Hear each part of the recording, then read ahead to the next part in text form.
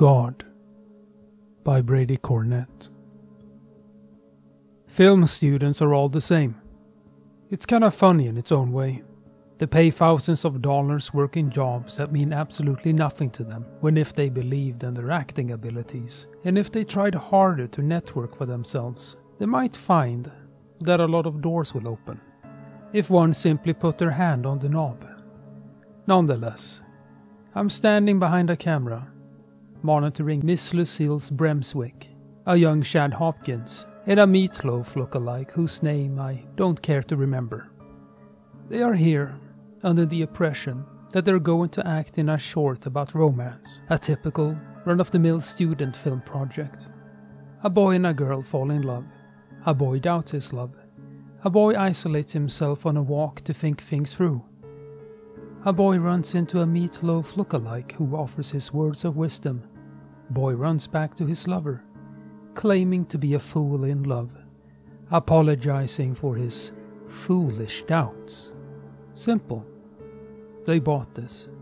Film students will buy into anything you put in front of their face, even if it means playing the double of a corpse. They're trying to network, and of course, at this stage in their careers, no one believes in them but themselves. And even that can be argued. A little more to the left, honey. The light isn't complimenting your skin as well when you stand by the chair.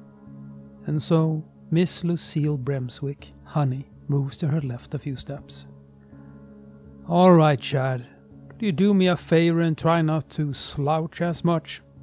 I don't mean to be picky. I'm just trying to make you look more prominent for the feature. And of course, Chad perks up. The word prominent must be pretty stimulating for young Chad. It must give him a sense that what he is doing is important. Prominence. What about me? Is there anywhere you'd like me to stand for this scene, or something I could help with? No,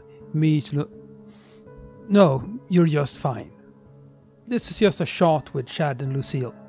He didn't catch on to the fact that I almost referred to him as Meatloaf. I have the authority here, but these people only have somewhat of an idea. Okay. And action. Is something wrong, Brad? Lucille walks over to Chad, placing her arms around his waist. No, sweetheart. I was just lost in thought is all. Just questioning what I was doing here. The gun sounds, and the bullets begin to race, bursting open the faces of our two young lovers, two young film students, two clueless individuals who don't believe in themselves, two people not famous enough to be missed by anyone. They don't seem the type to be from California. It may take their families a few months to realize they haven't attempted to make contact. Shit. Now that I look at them and their mangled faces, they don't look the type to be from planet Earth.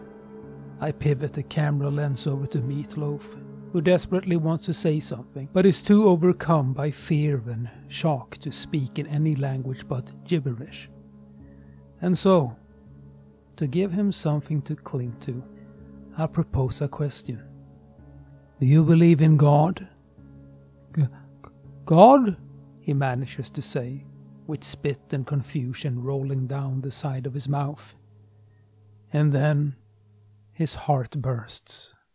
He falls to the floor, limp, without fear anymore. It's like I said, film students will buy into anything you put in front of their face, even if it means playing the double of a corpse.